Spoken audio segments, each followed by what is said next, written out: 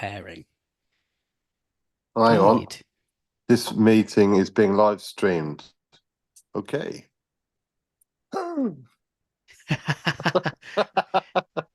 It says, all right, let's just double check. Setting up your meeting for YouTube Live. It's all very exciting. Yeah.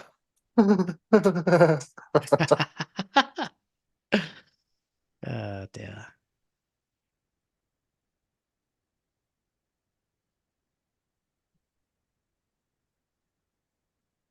We may be on. Let me just double check, my friend. Okay. Not immediately clear.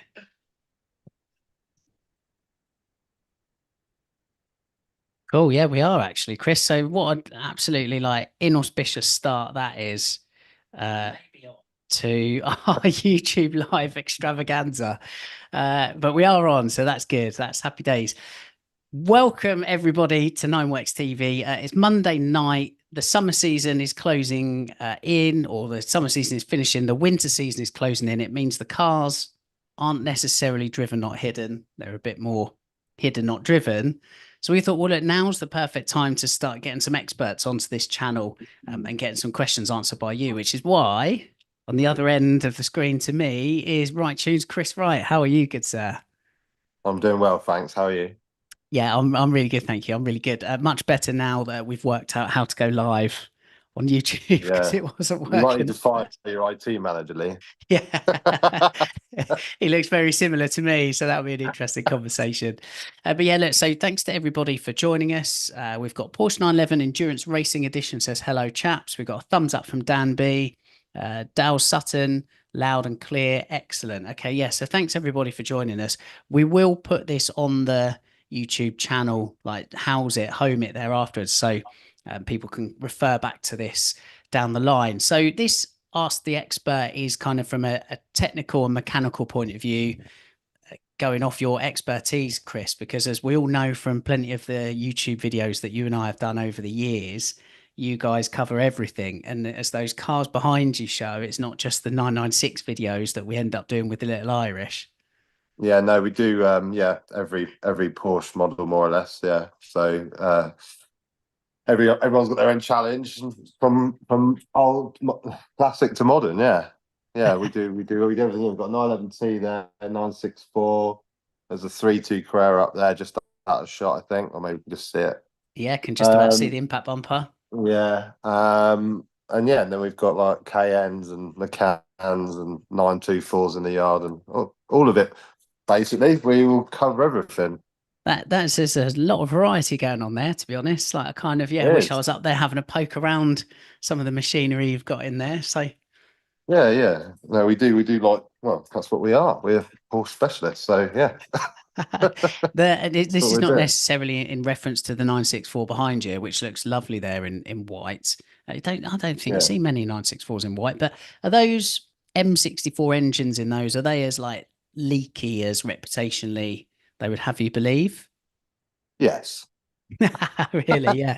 Yeah. Unless they've been sort of sorted, normally, yeah, unfortunately, they do suffer from a lot of leaks, and I think mainly that's due to the fact that a lot of the seals on a 964 have got a lot of rubber gaskets, and obviously over time when it gets older, they get harder and shrink up, and so then they tend to be more prone to leaks.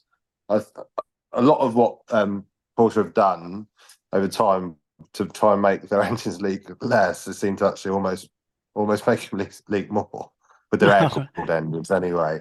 So yeah, 964s do unfortunately suffer from leaky engines, but they're a really good car. And yeah, you don't see as many of them around anymore because I think, yeah, obviously the value's gone up. People are more concerned, or they're being used for resto mods and stuff. So yeah, they're Yes. definitely getting a bit thinner on the ground. Very much so. Does that like with the like the leakiness of the engines, does that kind of pull through to the 993 generation as well, or not really? Was there like a fix for that? Yeah, no, 993 have they leak more, can do.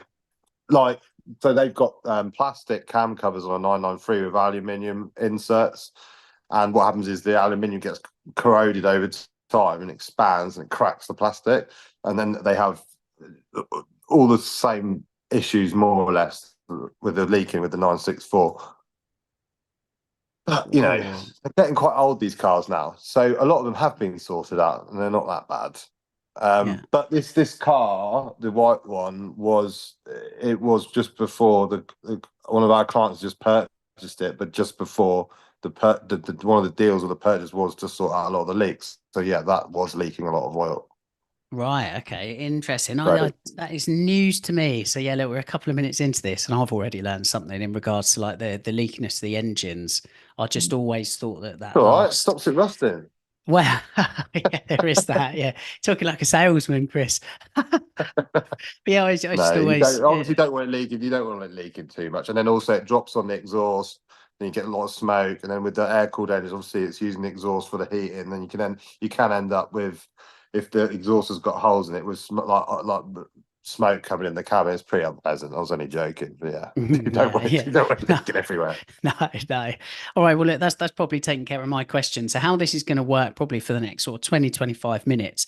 I've already got some questions handy from members of the Nine Works Driven Not Hidden Collective. If you'd like to join, by the way, it's patreon.com/nineworks. Go and have a look on there. So, yeah, there's some questions I've got here ready to put to you, Chris, from those guys and girls. If you are watching this, you're watching it live, and you have a question for Chris, pop them in the comments below. I've seen one from Dan B, for example, so I'll definitely ask that very shortly. But I'll kick off with some questions from the Driven Not Hidden Collective, if you're okay with that, Chris, buddy. Yeah, of course, no problem. So, first one is from Martin in the collective, who says, please could you ask Chris about key fobs? I replaced the battery in my 996 key fob and now it won't remotely open or close my car doors anymore. The key fob LED lights up when I do press it though. Okay, well, I assume you changed the battery because it wasn't working and unlocking the car. The battery is, I think it's a CR2032, and they're pretty cheap. But what's most likely that's failed is the head of the key itself. We change them. We change them quite regularly. Unfortunately, they do fail, and yeah, you have to just code it to the car, and then away you go. But it's not. I think the last time I checked, about 190 quid for the black fob part of the key. You don't have to get a new blade and you put that on and program it. But you do have to get some codes from Porsche to code it, and they're called the iPass codes.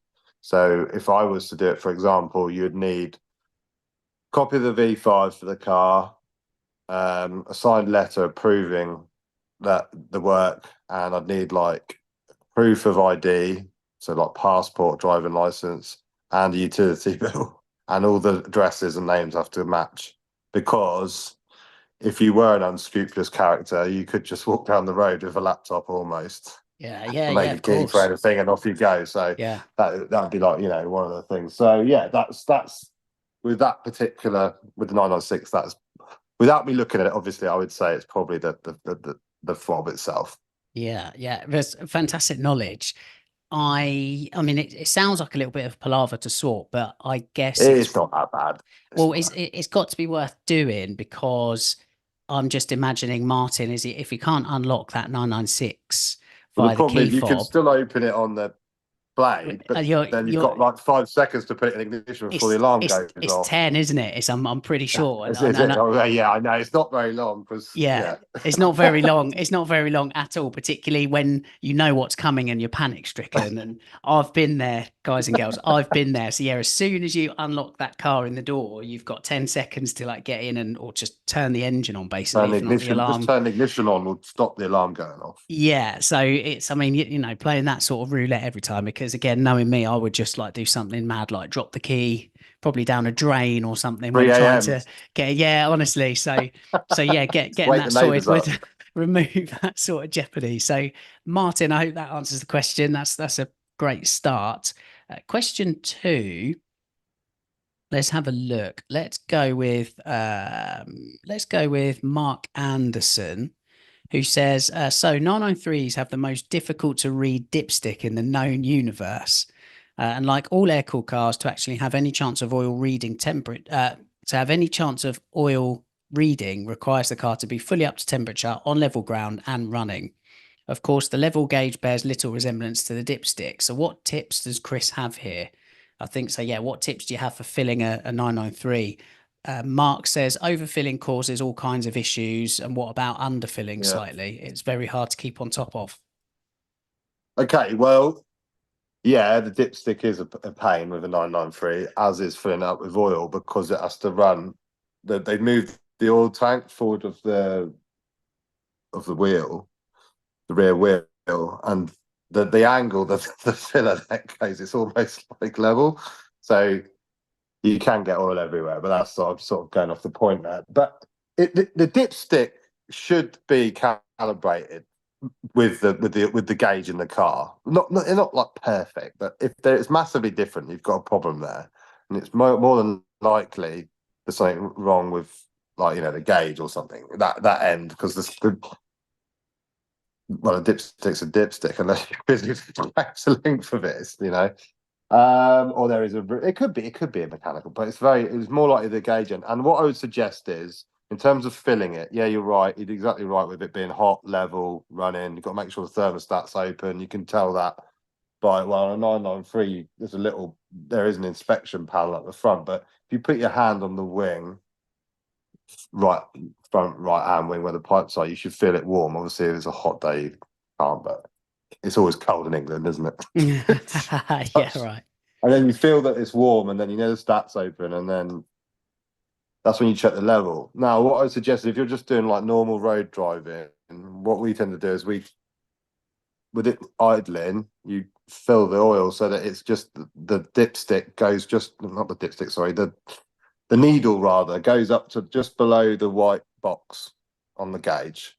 That's why I would have it. If you are a very enthusiastic driver or doing track days or something, you want to only fill it so it's about halfway on the gauge, because otherwise it will chuck the oil out and you'll have it everywhere and it'll be a mess. So yeah. But I would say for normal road driving, I'd fill it up to that. But it sounds like you do have an issue there with your calibration of your dipstick. So yeah, be careful about overfilling it, and yeah, get someone to have a look at it, get to the bottom and see what's going on. Yeah, wicked. I love the detail on that, particularly between like road and track use. That's very, very useful, I'm sure. We'll stay with oil for question 3. We've had obviously one water-cooled question, one air-cooled so far. We've got another air-cooled question. It's staying with oil, as I said. It's Matt Coleman from the Collective. He says, can Chris recommend the type and grade of oil for an oil change on a newly rebuilt 1976 3-litre 911? He's done 1 year and 3,000 miles in it. Would a rebuilt engine need a different viscosity to, for example, an older engine with 80,000 miles on it? What are your thoughts, mate? Well, yeah, there's lots of this is a really big question, although Is it it? seems Yeah. simple. Yeah. So, but I think of it quite simply, and really, if you're using good premium oil, you'll be fine. Now, Porsche recommend for them 10W60, and their own classic, obviously, of course. We use a Valvoline product, it's very good, but you could use Mobile 1040. The thing is, you got to think is, and he's right. If something's older and worn, the tolerances are bigger, so there is an argument then to use thicker oil. I wouldn't be using something like really thin though, like 040 Mobile 1 or something on these older air-cooled cars. That's too thin. But yeah, Porsche recommend 10W60, and if you do use that, you won't have any trouble. But I wouldn't get too worried about it as long as you're using a premium oil and stick to what you're going to use. Don't keep changing the grade or the brand. Just try and stick to use something that works, and just keep to it, because I assume it's got a front cooler. Now, when you change the oil on an air-cooled car, you don't get all the oil out of it. There still keeps like 3 or 4 litres in the oil lines and the front cooler. So if you got, I don't know, 1060 and then decide I'm going to put some other product in there, 1040 or whatever, you're then getting a blend, aren't you? Yeah. And it's all mixed. So I would, yeah, just not get too concerned about it. I know it's probably not what you want to hear, but yeah, I would if it's just been freshly rebuilt and it's all new, just go with a premium 1060 and just stick with it. Brilliant, absolutely brilliant. Just I'll pull it to water cooled stuff for the guys and girls watching that own those cars. So you mentioned, yeah, with like higher mileage cars using that kind of different viscosity with the air cooled. I assume that's the same with the water cooled. Yeah, Like what do you find with yeah, the 996 and same. sevens and Boxsters? Well, we use a Mobile 3005 W40 for like 996 type era. Some like specialists such as like Hartech that specialize in those engines, they swear on I think it's 1550 Miller's Nanotech, I believe. But yeah, I mean we use the Mobile product, and purely is experience. It's never given us any oil related issues, so why change? But Yeah, yeah, there's yeah. a lot of good products out there. What you don't want to use is something awful, such as something like God, my mind's gone blank. It's triple QX. It's actually recycled oil. So, and you can smell it. If you smell it, it smells like it's burnt. And I have seen these oil barrels in some other garages, and you think, oh no, it's not the Okay. best stuff. And it, you won't fix a problem with oil, but it's the best thing you can do for your engine and for really is to just regular. And that's one of the things you swear by with Little Irish, don't you? Regular oil changes. Don't you do every 5K? Yeah, it is every 5K. And funnily enough, because I know people always like to know, I've done 5,000 miles now since you guys fixed the problems on Little Irish. It's been absolutely ran perfectly since. Yeah.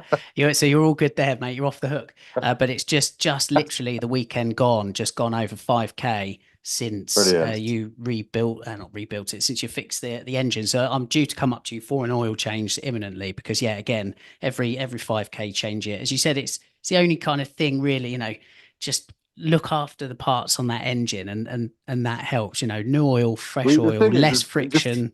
yeah, and like what you think about what's happening inside that engine, the stress and pressure and everything that's going on, and you're asking that oil to do so much, is it's doing your engine a favor by changing the oil Yeah. regularly, and you will probably save yourself more costs further down the line by being kinder to your engine by doing the oil changes.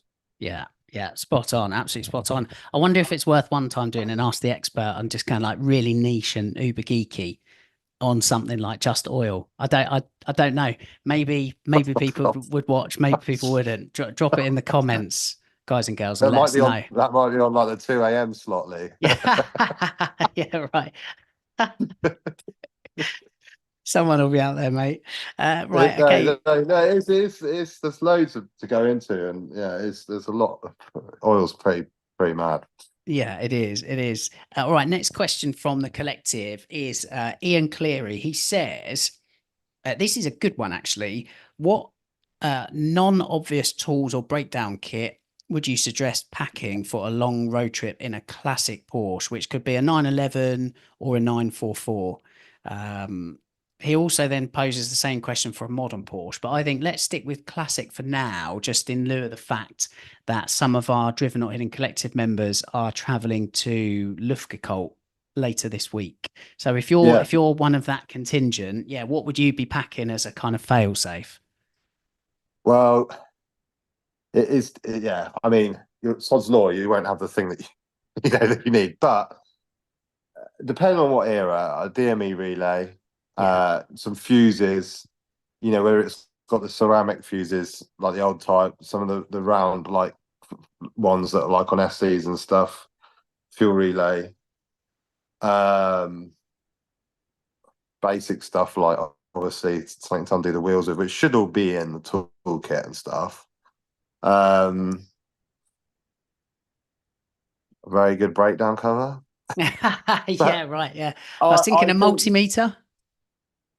possibly, yeah, but they're pretty reliable, really. So not, yeah, you do. I mean, I spoke to this chap at the weekend. He's got a 3T car and he's gone to a car show and he rang me. I was like, "It won't go. Can't believe it."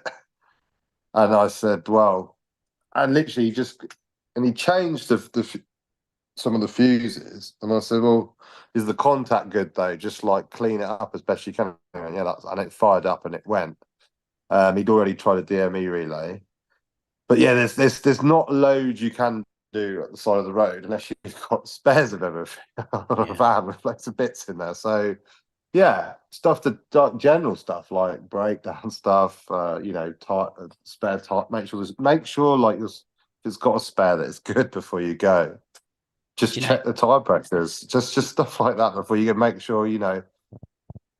But yeah, I would say that yeah, mostly that's the sort of things that you can change at the side of the road. Yeah, maybe obviously a fan belt. Yeah. Because you will have probably a fan belt will be in the toolkit. But when you Was get them out and you're doing a service, you're like, well, that fan belt's been in there since 1975. exactly this, right? I was going to say exactly that. If I could chuck some advice in there as well, I kind of learned this with the spare wheel on my own car, but would definitely apply to classics. Is to check the toolkit, because that toolkit that came with the car is designed for that very scenario, to just give you a few leg ups really at the side of the road to help you on your merry Yeah, way. yeah. So check that all of the kit is present, and yeah, definitely, like there is a belt in that kit, as you said, Chris, that if that's 50 years old, well, you don't want to be putting that on, because you're not going to be it's not going to stay on, is it, for very long? So just kind of, yeah, check the overall condition of that kit, I think, is probably a great start. Lock and wheel nut key, like make sure that's not been robbed when you've had your tyres changed or something, because that would Classic. just make a 5-second job, potentially be a pain. Um, and if you've got time, if you're mechanically minded, obviously check it over yourself. Or if you've got time before you're going away, just maybe just pay like your trusted Porsche specialist. Just be like, look, can you just look at it for an hour? Yeah. Because they might be able to find something in 5 seconds that you wouldn't know until you're like 200 miles gone, and you're like, oh, that's ruined my holiday. Yeah, yeah. So yeah, I mean, that could pay dividends. But yeah, Yeah, as the old saying goes, fail to prepare, prepare to fail. Let's move on. yeah, Best of luck as well, by the way, to everybody. Yeah, traveling on that Lufka road trip with the DNHC yeah. later on, and everybody that's just meeting in Copenhagen otherwise. Next question. So this is outside of the collective now. This was I put up on the community page of our Nineworks TV YouTube tab and said we're going to be having a chat. Chris, has anyone got any questions? At Okay. TD2I said, my 996 Carrera 4S makes a whining noise that rises with the revs. It's most prominent between 2 and 3K, and it's the same with the clutch dip, so I don't think it's the gearbox. I've tried researching it and seen other videos on YouTube with people showing the same noise, but the comments never seem to have a conclusive answer to what causes it. Is this a known issue, and is there a fix? Yeah, well, I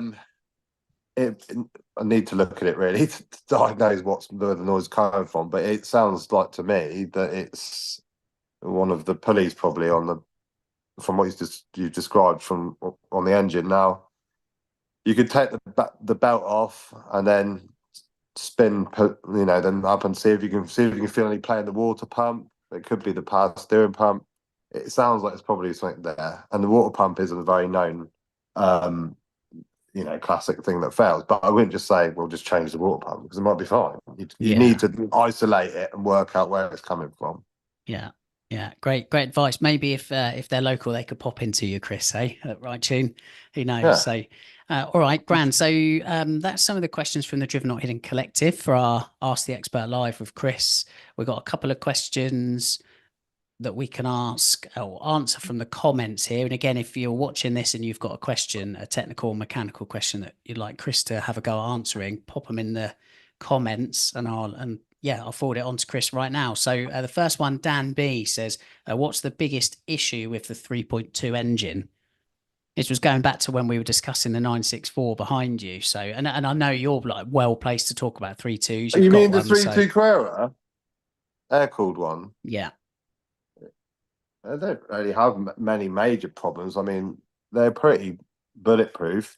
They just have classic air-cooled engine problems, like air-cooled Porsche problems, like just classic stuff like broken head studs, and you can get like They can leak as well. There's like 964s, but not quite as bad usually. We've got a 3.2 engine on the stand down there. What else? They've got some pipes and things which get perished. You do find that usually between 80 and 120,000 miles, they are a bit tired, and you'll have things like worn rings and worn valve guides, so it might smoke. And they also did have a period of time, which I should know off my top of my head, but I don't. But I'm just being honest. But they had a manufacturing problem with the piston rings, and they wore down to like nearly nothing. So they smoked, but most of them have been changed by now. I've only ever seen one set of rings like this, and I don't know how many 3.2 Carrera engines we stripped with. Dude, it's over like it's hundreds. So, uh, yeah, no, they're pretty good, but yeah, snap barrel studs, and you might be able to detect that by on like a road test. It sometimes sounds like almost exhaust blow. But yeah, I mean, when you do the service, you pull the cam covers off, and you have like stud fall out. Right. Okay.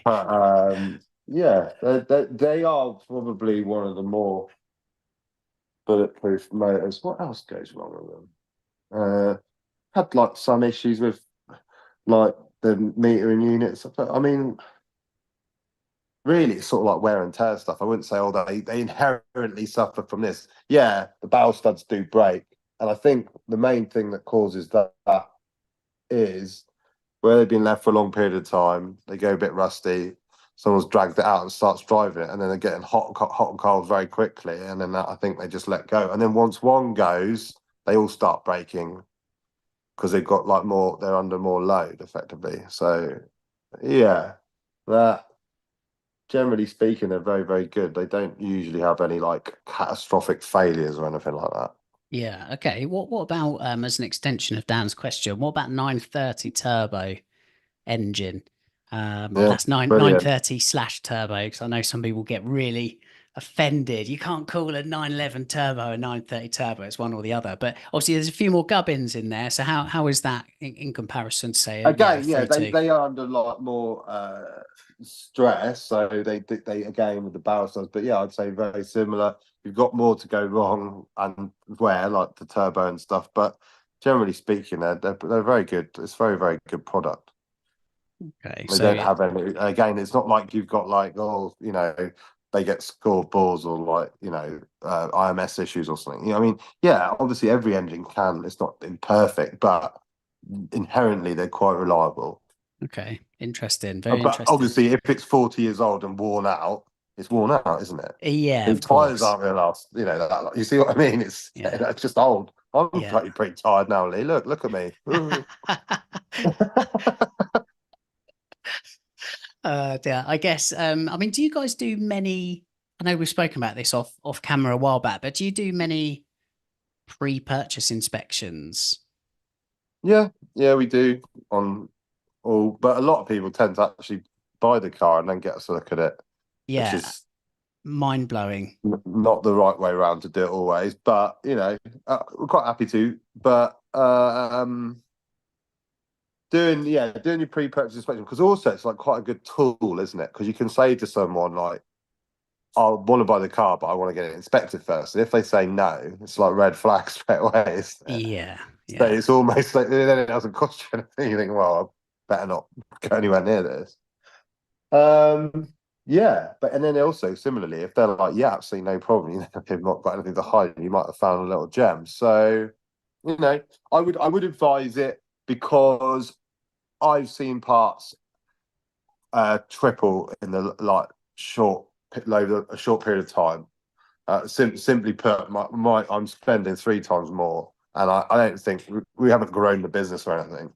So the parts running the cars more, so it gets very expensive very quickly. For the sake of paying somebody who knows what they're talking about to look at it could pay dividends. Yeah, yeah. For sake of a couple of £100, as you said, that could go a long way to saving you a fair bit of cash in the long run. Yeah, So, yeah. yeah. Fantastic, Chris. Love all of that. I think that might be it for the questions. Let's have a look. I think Andy Brooks from Nine Works Radio, my esteemed co-host, he said, "What should I do before leaving for a 2,000-mile road trip?" That'll be in his SC. I think it'd be put your head between your legs and kiss your backside goodbye, mate. Isn't it? That's a long old way to go. Yeah, I think you'll be all right. Andy's pretty handy, isn't he? So yeah, I'd say like yeah, make sure he's got some of them, some of the round relays and fuses and stuff. Uh, yeah, I don't know. Well, Prayer book. yeah, here's a question. So this is one to finish up then, and this kind of goes. I'm joking. I think it'll be reliable. It'll be fine. But yeah, sorry, I'm carry on. sure I'm sure it will. But how reliable are fuel gauges on air cooled cars? Well, yeah, they're okay, but they're old now, aren't they? So yeah, they have a like a cylindrical. The way the sender works in the tank, it's got a cylindrical tube basically with a float that goes down. They can over time get stuck, and then it will give you a false reading. But you'd probably know that because fuel level never changes. Yeah.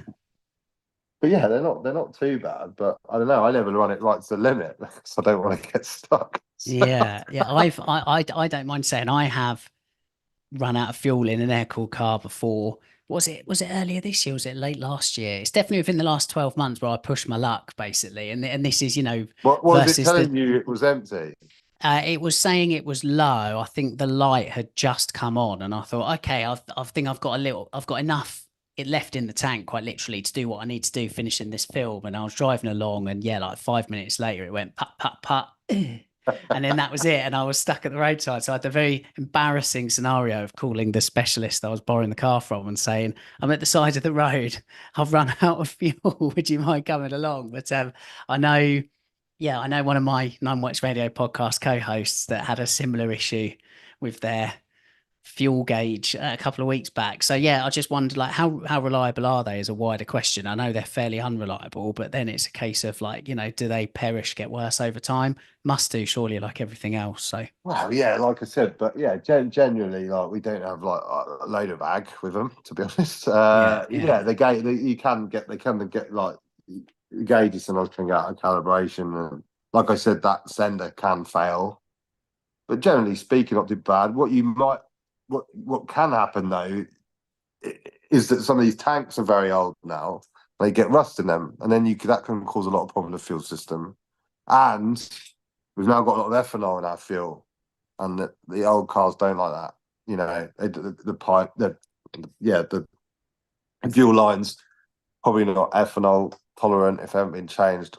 You can put an additive in the fuel to kill the ethanol. Yeah. There's again, this is going to get geeky quickly, but I think we should do like one of these just dedicated to fuel, because again, I've got loads of questions on this. Some that will probably be more crucial than you might think, actually. So I'll save those questions for another day. But yeah, Chris at Wrightune, I think that's it. Let's have a quick look at the questions. No, I think that's it. I think we're pretty I much hope covered. I've answered everyone's questions as best I can. But if you want to ask me anything, just email me. I'm like normal blokes. Don't worry. I'll respond and give you my to my best knowledge. Yeah. Well, what's your email, Chris, for those that don't know? It's Chris CHRIS at Wrightune. Wrightune spelt with one T. It's my name. WRIGHTUNE.co.uk, or send us a message on Instagram or whatever. But yeah, if you're concerned about anything with your car, with your Porsche, don't ring me up about like a Ford Connect or something. I don't know. Yeah. No, you specialize, right? That's all you know. And happily, it's there's a fair few different flavors of Porsche sitting behind you, and no doubt elsewhere as well. So, all right, Chris, thanks for imparting some of your expertise on us here at Nineworks TV, and for giving up some of your time as well after the end of the working day, and you're still kind of getting the job done for us. We really appreciate that. It's all good, and thank you everyone. Thanks everyone who's watched this. I appreciate it. Nice one. All right, Chris. Yeah, and we'll hopefully get you back on soon for another Ask the Expert live on Nineworks TV. So thank you. No props. Cheers, Lee. Nice. Enjoy. Take care, Chris. See you soon. To everybody watching at home as well, thanks for participating, either supplying questions in the run up to or now. And to be honest, like as an extension of what we were saying, if there's any Ask the Expert themes that you'd like us to address, maybe drop them in the comments after this video, or you can DM me on Instagram or email hello@nineworks.co.uk, and we'll try our best to make it happen. So, yeah, from Nineworks HQ and Wrightune HQ, have a great evening, and we'll see you soon in another video. Cheers. Take care.